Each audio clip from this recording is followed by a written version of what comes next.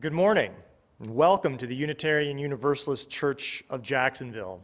UUCJ is an intentionally diverse religious community, welcoming all people without regard to race, age, religious background, political affiliation, socioeconomic status, sexual orientation, gender identity, or ethnic heritage. As some of you may be aware, my Kansas City Royals won the 2015 World Series last Sunday evening. It was their first championship in 30 years. If you follow baseball at all, then you may already know that the Royals' recent success is something of a small miracle that came out of left field, so to speak. For the last few decades, the Royals have been one of the worst teams in all of baseball. They had several seasons where they lost more than 100 games. I attended games at Kauffman Stadium during those years. I saw the futility firsthand. Behind only Milwaukee, Kansas City is the smallest market in Major League Baseball, and the Royals' 2015 payroll was middle of the pack and less than half the payroll of the Los Angeles Dodgers. So how did this small but mighty team win it all? Sports writer Joe Posnanski explored this and related questions with Royals general manager Dayton Moore. What kind of players did Moore try to acquire to build this team? What kind of culture was he trying to create in Kansas City? How did he do it? You would expect to hear all the usual sports platitudes, we play smarter, we play harder, etc.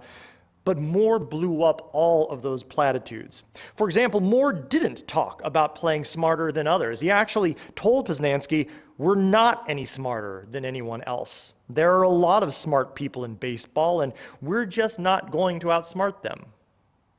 Moore also denied playing harder than others, whatever that means. He conceded that the majors are full of hard-working players and teams that work just as hard as his Royals. So what was the key? This is exactly what Moore told Posnanski. "We're not smarter than anyone else, and we don't work harder than anyone else either. But we have to care more than anyone else. That's our best chance. We have to care more." Moore's plan for building a winner was creating a team full of passionate players who loved the game and truly cared about what they were doing. Not just loving to win, but loving to play the game. And that's how the Royals won, by caring more than anyone else. Similarly, if Unitarian Universalism is to change the world, we must be the people who care more. More than anyone else, our power is in our passion.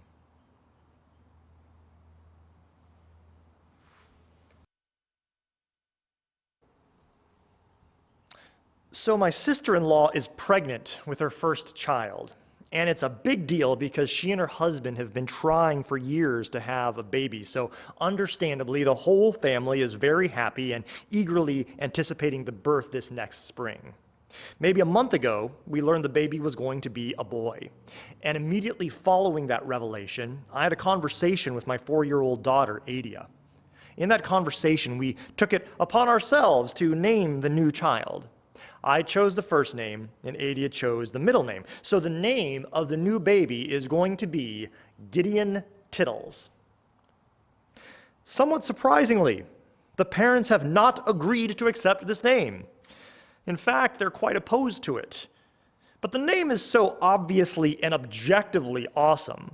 I am sure they will change their minds in the very near future, at the very latest when Gideon Tittles finally makes his triumphant debut in March. So the question has arisen, why did I choose the name Gideon for my nephew? Maybe the better question to ask is, why did Adia choose the name Tittles? That might actually make for a more interesting sermon. Well, I love the name Gideon. I have for a long time. In fact, if Adia had been born a boy, she would have been named Gideon. Gideon is a character from the Bible, specifically from the Hebrew scriptures that Christians refer to as the Old Testament. And Gideon's story is one of my absolute favorites. Now, as I enjoy occasionally sharing stories about semi-obscure characters from the Bible with you, I thought this would be a good morning to share the story of Gideon and then talk a little bit about why I believe Gideon should be revered as a proto-UU hero. So once upon a time, the children of Abraham, the Israelites, they did evil in the eyes of the Lord. And this morning, whenever I say the Lord, I'm referring to the Jewish tribal deity known as Yahweh. Because of Israel's wicked ways, the Lord allowed Israel to be repeatedly ravaged and plundered by a people known as the Midianites. For 7 years, the children of Israel suffered under the oppression of the Midianites. Finally, the Israelites cry out and pray to their God for help. In response, the Lord descends to earth and visits a young man by the name of Gideon. Gideon is out threshing wheat in his father's field when he first sees the Lord, who appears in the form of an average human being sitting under an oak tree. Now, the Bible doesn't include this detail, but in my mind, I always see him sitting under the tree playing a long wooden flute, David Carradine style, like in Kill Bill Part 2. So the Lord, sitting casually beneath a tree, in the form of a regular schlub, maybe playing a flute, says to Gideon, "The Lord is with you, mighty warrior."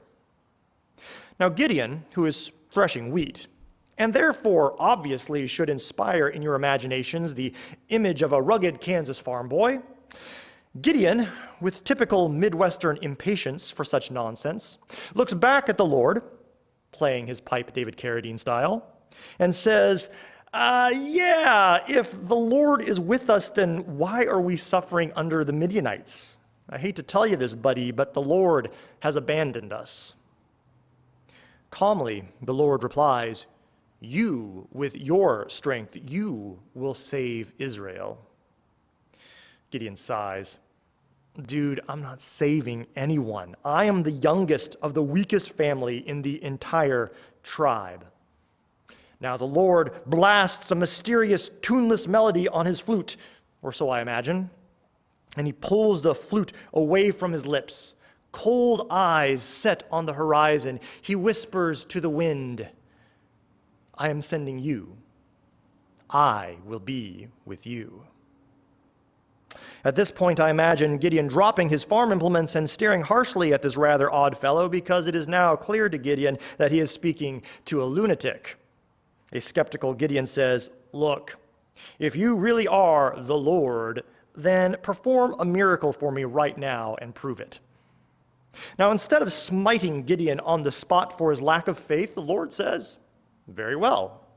So Gideon gets some meat and bread and puts it down on a rock. The Lord touches it with the end of his staff, or perhaps it was actually the end of a really long wooden flute, and the food bursts into flame. Then, like that, he disappears. And Gideon's like, "Oh snap, it really was the Lord."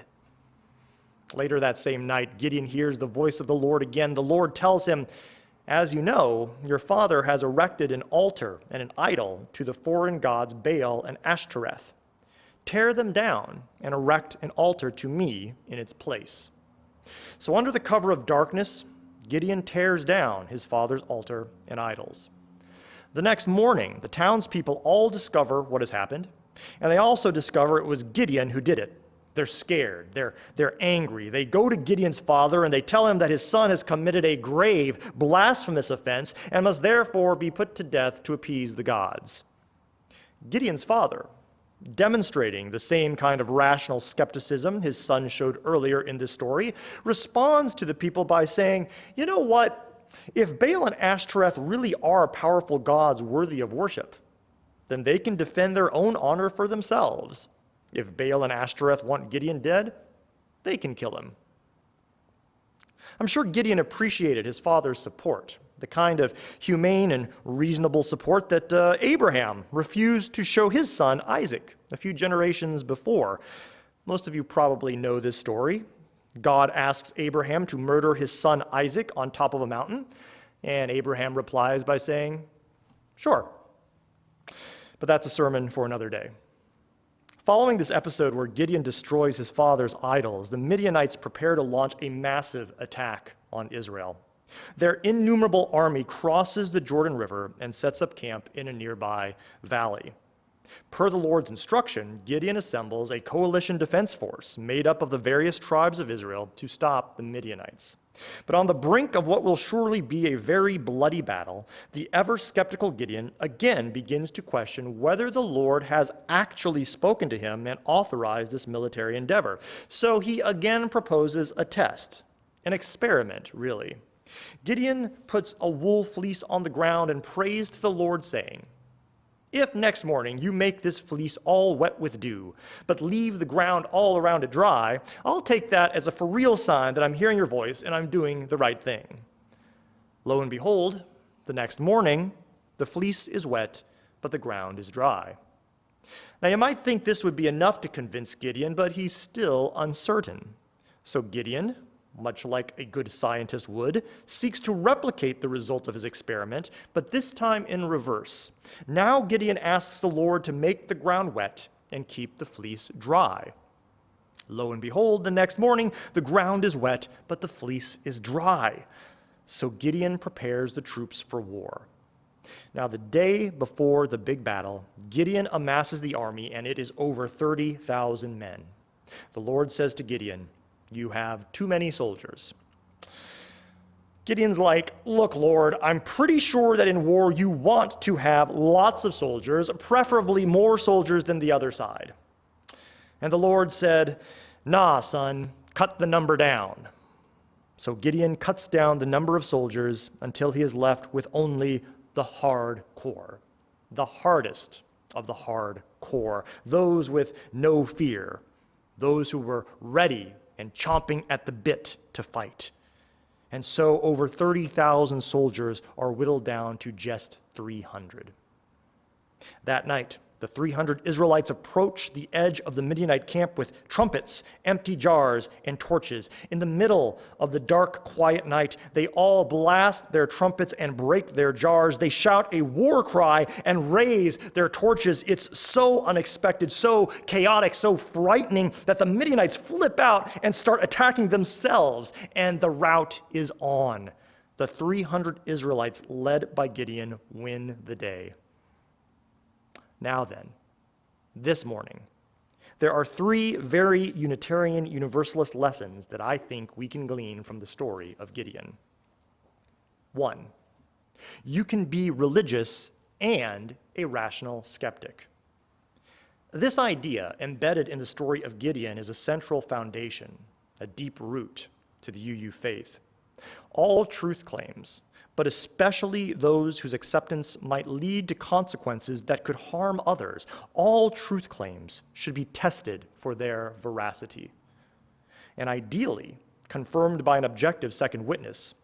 Fundamentalism often expresses itself as an utterly blind faith in the absolute truth of some divine revelation, words from a dusty book or a dusty prophet, which become codified as religious law or ossified as religious creed.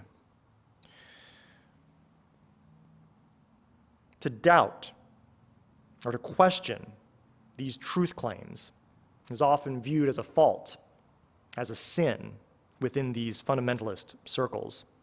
The story of Gideon, however, is the story of a young man of faith who is open to divine revelation, but not willing to accept it blindly.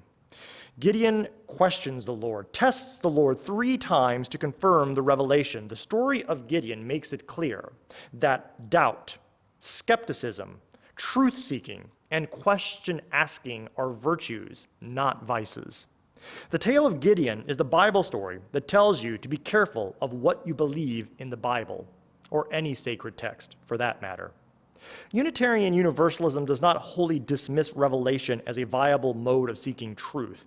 Instead, I think UUism advocates for a merging of both reason and revelation. UUism suggests reason and revelation can be 2 sides of the same coin.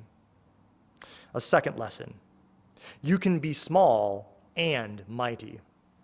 This is an important lesson, especially for UUs to keep in mind. Unitarian Universalism is a small religion. Now, I will point out that we are one of only a handful of religions that have actually grown in the United States over the past 10 years or so. It's modest growth, only about 2% since 2004.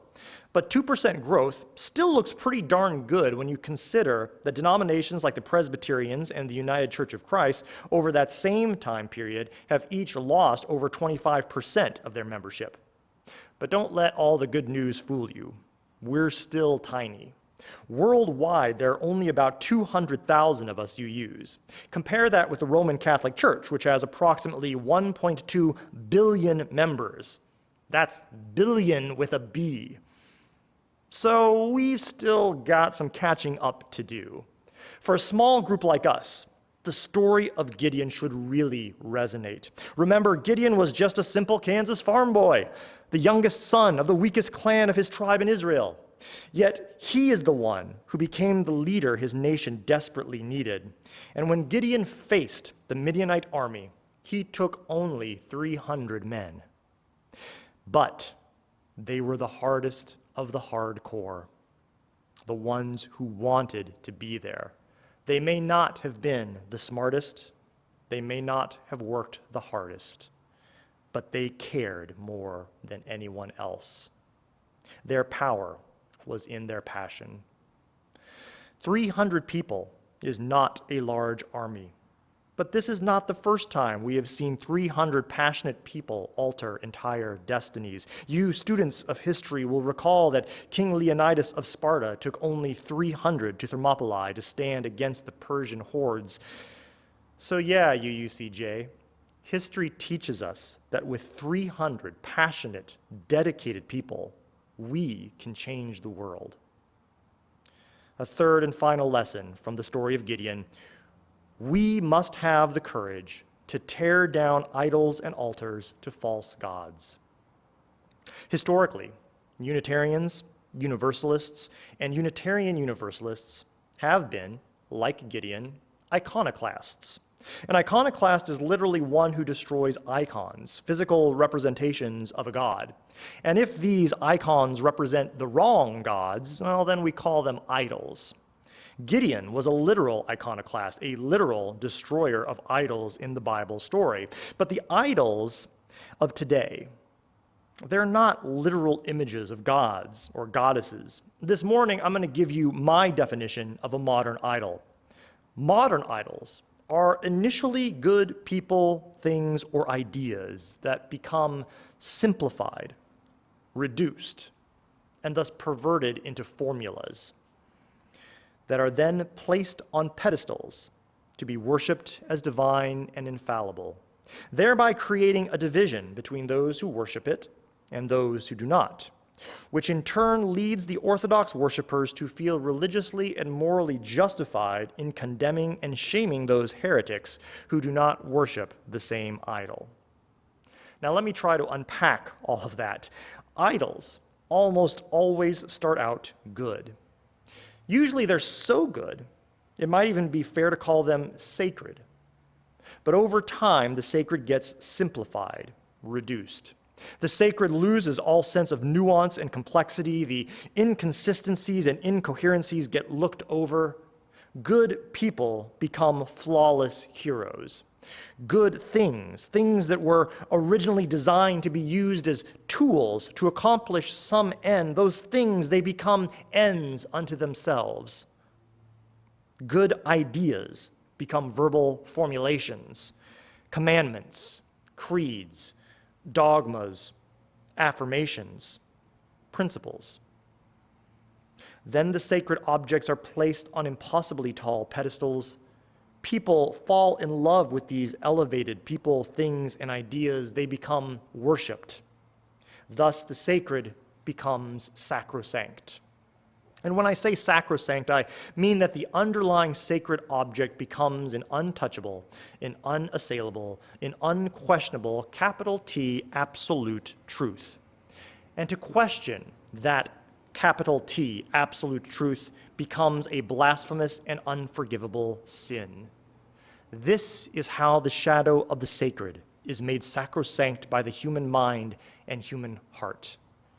And it is at that moment when the sacred becomes sacrosanct, when the living God has become a lifeless, deaf, dumb, and mute idol, when the Spirit, has become a ghost, when a throbbing of the heart has become an iron commandment to bind all others, that is when the sacred has become profane, an idol. Idols are dangerous.